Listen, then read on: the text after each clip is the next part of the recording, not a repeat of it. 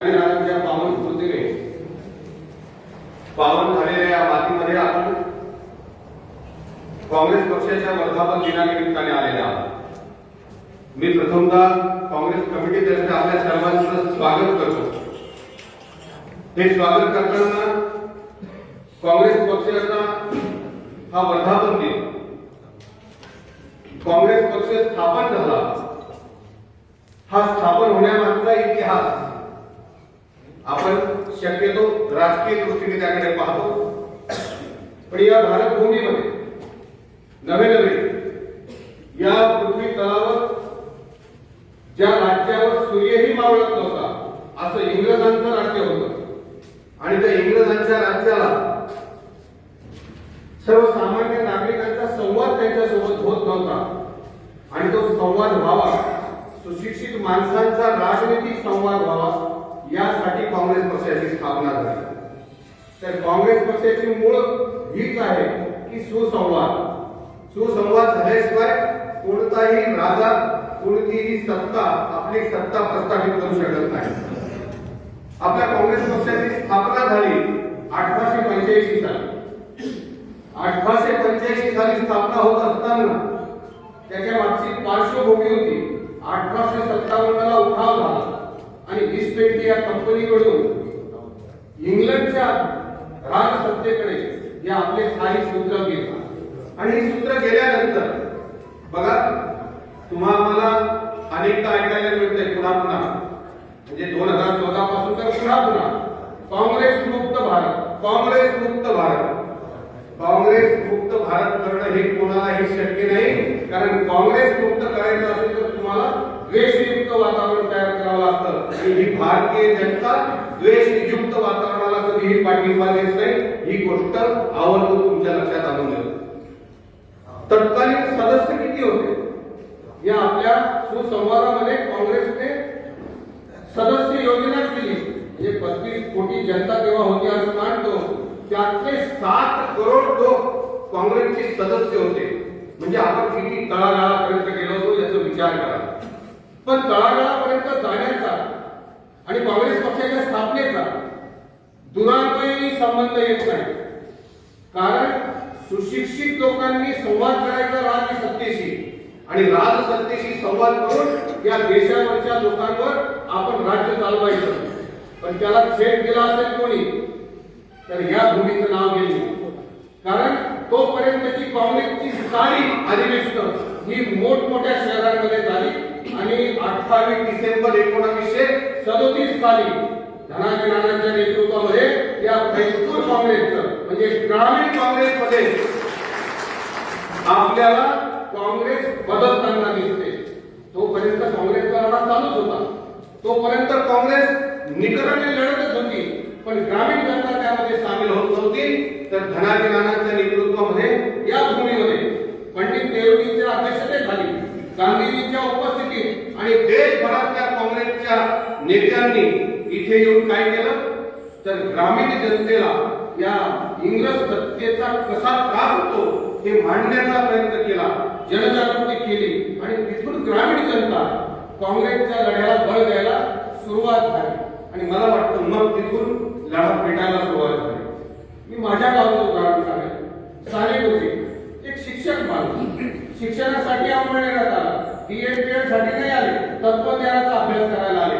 तत्वज्ञानाचा विद्यार्थी तत्वज्ञानाचं अध्ययन करताना त्यांच्या लक्षात कोणती गोष्ट आली, आज जो धर्मांधता वाटली ना, ही धर्मांधता आजची नाही, परंपरागत या आपल्या भारत भूमीमध्ये आहे आणि सानेगुरुजी म्हणजे 1930 च्या दरम्यान सुद्धा ही धर्मांधता उफाळून आलेली होती।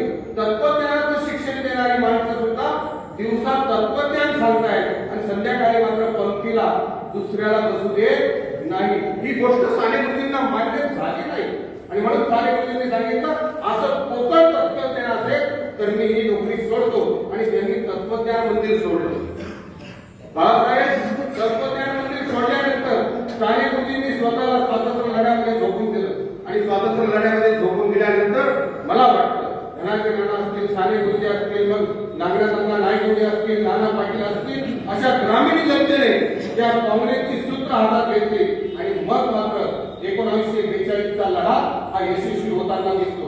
म्हणजे इंग्रजांच्या मनात कधीच येत नव्हतं जोपर्यंत सुशिक्षित माणसं या स्वातंत्र्यावर चर्चा करत होती तोपर्यंत इंग्रज सरकार घाबरलेलं नव्हतं. पण जेव्हा ग्रामीण जनतेने हातामध्ये नांगर घेतला, हातामध्ये काठी घेतली आणि इंग्रजांच्या गोळ्या छातीवर झेलायला सुरुवात केली, मला वाटतं तेव्हापासून काँग्रेसचा बळ मिळालं. आणि म्हणून तेव्हापासून तर आजपर्यंत काँग्रेसची मुळं ही ग्रामीण जनतेपर्यंत पोहोचलेली आहे. म्हणून गांधीजी म्हणायचे, पुन्हा पुन्हा म्हणायचे, खेड्याकडे चला, खेड्याकडे चला, खेड्याकडे चला. आज तुम्ही आणि म्हणजे धनंजय भाऊ ही चौथी पिढी, या चौथ्या पिढीपर्यंत जर काँग्रेसवर प्रेम असेल, आतोनात प्रेम असेल, अशा जिल्हाभरातून लोकांना बोलवून काँग्रेसचा वर्धापन दिन साजरा करावा असं मनामध्ये येत असेल तर त्यांच्या पुढच्या पिढीकडे चला. बघा आपल्या श्रीदारांकडे अतिशय मूर्तिमंत संयमी, चला त्यांच्या पुढच्या पिढीकडे बाळासाहेबांकडे, त्यांच्याकडे देश घडवण्यासाठी म्हणजे देशाची उभारणी करण्यासाठीची नीतिमत्ता आहे, नव्हे राजकीय विचार आहे. आणि त्या राजकीय विचारातून हे सगळे शिक्षण संस्था उभ्या राहिल्या. चला त्याच्या पाठीमागे धनाधिकारांकडे पहा की शहरी भागातली काँग्रेस ग्रामीण भागापर्यंत न्यायची, त्यासाठी गांधीजींची मिरवणूक ग्रामीण भागामध्ये करायची आणि ग्रामीण जनतेला विश्वास द्यायचा की एवढा मोठा जागतिक नेता हा आपला आहे, आपल्या मातीतला आहे, आपल्यासारखाच आहे, आपल्यासारखा झुकणा नागडा आहे. आणि म्हणून ग्रामीण जनतेचा विश्वास काँग्रेसवर बसला, गांधीजींवर बसला, पंडित नेहरूंवर बसला. आणि म्हणून कोणी म्हणत असेल काँग्रेस मुक्त, अजिबात नाही. काँग्रेस मुक्त कधीच हा देश होऊ शकणार नाही. मात्र काँग्रेस मुक्त करण्याच्या नादामध्ये तुम्ही द्वेषयुक्त जी पेरणी करत आहात त्या पेरणीला तुम्हाला बाजूला करावं लागेल. आणि त्यातून मात्र मला वाटतं हे काय अचानक स्वातंत्र्य मिळालं, हे संविधान उभं राहिलं की सहज उभं राहिलं. अहो शिवाजी महाराजांच्या काळापासून संत महंतांनी, संत श्रेष्ठ तुकाराम महाराजांनी काय रचना केली होती, नामदेवांनी काय केलं होतं, गाडगेबाबांनी काय केलं होतं, या साऱ्यांनी या ग्रामीण जनतेला, सर्वसामान्य जनतेला जागृत केलं होतं. काय सांगायचे, अभंग पहा, खेळ मांडी गेला वाळवंटी ठाई, नाचती वैष्णव भाई. या वाळवंटामध्ये आम्हाला मंदिरामध्ये प्रवेश नव्हता. हे द्वेषयुक्त वातावरण निर्माण करणारी माणसं तुम्हाला शूद्रांना, तुम्हाला वैश्यांना, तुम्हाला क्षत्रियांना मंदिरामध्ये प्रवेश देत होते. मंदिरामधून आम्हाला बाहेर हाकलून द्यायचं. त्या नामदेव महाराजांनी वाळवंटामध्ये कीर्तन केलं आणि सारी जनता त्या नामदेव महाराजांच्या कीर्तनामध्ये नाचायला लागली.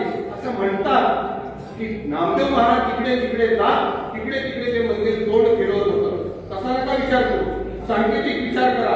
जिकडे जिकडे नामदेव महाराज जात होते तिकडे तिकडे जनता जात होती. आणि म्हणून तसं म्हटलं जायचं की जिकडे नामदेव जात तिकडे मंदिर जाईल. अहो त्यामुळेच तर यांच्या मनामध्ये भीती निर्माण झाली आणि ती भीती फार सालेगुरुजींपर्यंत. पंढरपूरचा लढा आम्हाला निर्माण करावा लागला या स्वातंत्र्य लढ्यातून. सालेगुरुजींनी 21 दिवसाचं उपोषण केलं तेव्हा कुठे सर्वसामान्य हरिजनांना मंदिरामध्ये प्रवेश मिळाला. पण तो प्रवेश देखील त्यांना विनाशाळ्यात मिळाला नाही. प्राण जाईपर्यंत सालेगुरुजींना उपोषण करावं लागतं. इतक्या तळागाळापर्यंत तुम्ही आम्ही काँग्रेसचे विचार पोहोचू तेव्हा मला वाटतं की भारतीय राष्ट्रीय काँग्रेसचा 140वा वर्धापन दिन आम्ही अतिशय उत्साहामध्ये साजरा करू. आज काय आहे, बलात्कार करणाऱ्यांना कोर्टाच्या माध्यमातून मोकळं सोडलं जातं. मोकळं सोडलं गेलं, त्यांचा सत्कार केला जातो, त्यांना त्यांचा उदोउदो केला जातो. मुस्लिमांच्या बाबतीमध्ये भयावह स्थिती निर्माण केली जाते. नवे नवे त्यांना वाईट टाकण्याचा प्रयत्न केला जातो. आणि आमचा संत विचार काय सांगतो, आम्ही जात मानत नाही, आम्ही धर्म मानत नाही, आम्ही सारे एक आहोत. आणि आम्ही सारे एक आहोत हे फक्त काँग्रेस पक्षाच्या झेंड्याखाली शक्य आहे, दुसरीकडे हे शक्य होणे नाही. आणि म्हणून तुम्हा सर्वांना मी धन्यवाद देईन की काँग्रेस पक्षाच्या वर्धापन दिनाला एवढ्या मोठ्या संख्येने आपण आलेले आहात. तर एवढ्या मोठ्या संख्येने भरावं लागेल, कारण एवढे मोठे कार्यकर्ते एका कार्यकर्त्याचे असतात आपल्याकडे. आज आपण सारे म्हणून एवढे आहोत, पण एवढे आहोत म्हणून आपली किंमत कमी झाली नाही. सोनं 1 किलो असेल त्याचे 2 तुकडे करा तरी भाव तोच राहील. 1 किलोचे 2 तुकडे झाले, अर्धा किलोचे 2 तुकडे झाले, पावशेचे 2 तुकडे झाले, छटाक पर्यंत 1 ग्राम पर्यंत आलं तरी सोन्याची किंमत कमी होत नाही. माझ्या इथे बसलेल्या काँग्रेस कार्यकर्त्याची किंमत 1 कार्यकर्ता म्हणजे 1000 कार्यकर्ता ही माझ्या काँग्रेस कार्यकर्त्याची किंमत आहे. आणि म्हणून मी धनंजय भाऊला धन्यवाद देईल की आजच्या दिवशी जिल्हाभरातून काँग्रेस